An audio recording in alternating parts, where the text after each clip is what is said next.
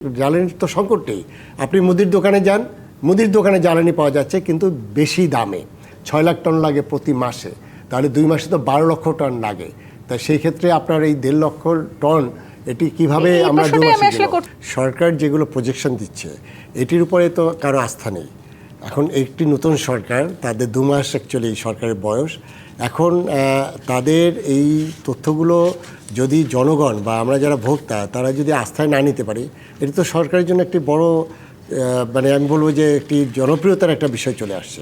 এখন যে জিনিসটা দেখেন, প্রথম কথা হলো যে আমাদের যে মজুদের কথা বলা হচ্ছে, ইস্টার্ন রিফাইনারি বন্দর, সেটাও একটা মানে আমাদের একটা নেগেটিভ একটা ইম্প্যাক্ট আসছে। এবং আমাদের মধ্যে যে ভোক্তাদের মধ্যে যে প্যানিক সৃষ্টি হয়েছে, সেখানে সরকার কি করতে পারে? প্রথম এই মুহূর্তে থেকে সরকার যদিও চেষ্টা করছে কিন্তু এটা কার্যকরী হচ্ছে না। এই মুহূর্ত থেকে জ্বালানি সাশ্রয়ের জন্য আমাদের যে পদক্ষেপগুলো নেওয়া দরকার ছিল ব্যক্তি পর্যায়ে বা আমাদের সামষ্টিকভাবে যেটা, সেটা কিন্তু আমরা লক্ষ্য করছি না। আমরা কিন্তু যেটা লাইট ব্যবহার থেকে শুরু করে আমাদের যে জ্বালানি সাশ্রয়ের জন্য যে কাজগুলো, সেটা কিন্তু ইফেক্টিভ করা হচ্ছে না। এক, দ্বিতীয় যে বিষয়টি আছে যে আমাদের কনজিউমারদের নেচারটা কি, আপনি যখন জানবেন যে জ্বালানি ফুরিয়ে আসছে তখন তো তারা সর্বোচ্চভাবেই চেষ্টা করবে এটি মজুত করতে, স্টক করতে। এবং সেখানে যেটা আছে যে কতিপয় ব্যবসায়ীরা বসে থাকে, এখন জ্বালানি পাওয়া যাচ্ছে, প্রত্যেক জ্বালানির তো সংকট নেই। আপনি মুদির দোকানে যান, মুদির দোকানে জ্বালানি পাওয়া যাচ্ছে কিন্তু বেশি দামে। এখন সেই জায়গাটা নিয়ন্ত্রণের জন্য দরকারটা ছিল কি, সরকারের যে গভর্নেন্স ইস্যু আছে। আমি মজুদ দেখা যাচ্ছে আমাদের মাঝে মাঝে মিডিয়াতেও আসছে 200-র বেশি সার্ভিস ও ফিচারে লেনদেনের সব বিকাশ অ্যাপে সম্ভব।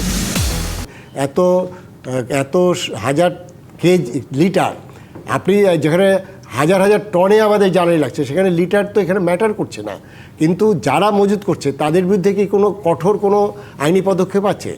স্পষ্ট দেশের আইন আছে, আমাদের স্পেশাল পাওয়ার অ্যাক্টে মজুতদার কালোবাজারির বিরুদ্ধে আমাদের এটা একদম বলবো যে ক্রিমিনাল অফেন্স। সেখানে কিন্তু সরকারের ওই উদ্যোগটা নেই।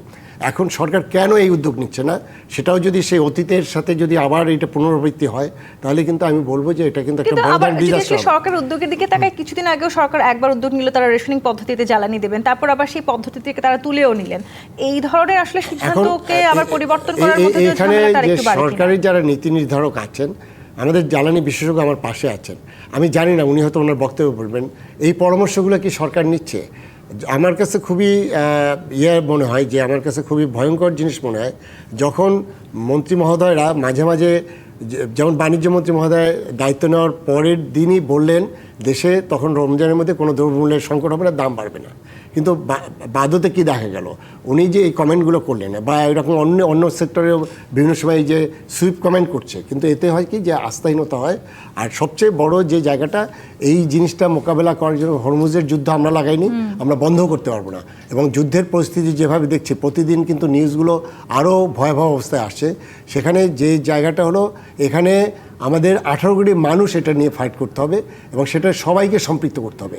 এখন যে জায়গাটা আছে যে সরকার বলছে কিন্তু সেটা তো ট্রাস্ট নাই, সেই জায়গাটায় যেটা মোয়াজ্জেম ভাই বলল একদম স্পষ্টভাবে, প্রতিদিন যেমন কোভিডের সময় বলা হতো যে কতজন আক্রান্ত হয়েছে, কতজন মৃত্যুবরণ করেছে, সেই তথ্যগুলো মানুষ জানতো। কিন্তু এখানে কিন্তু যেটা বলা হচ্ছে 2 মাসের মজুদ।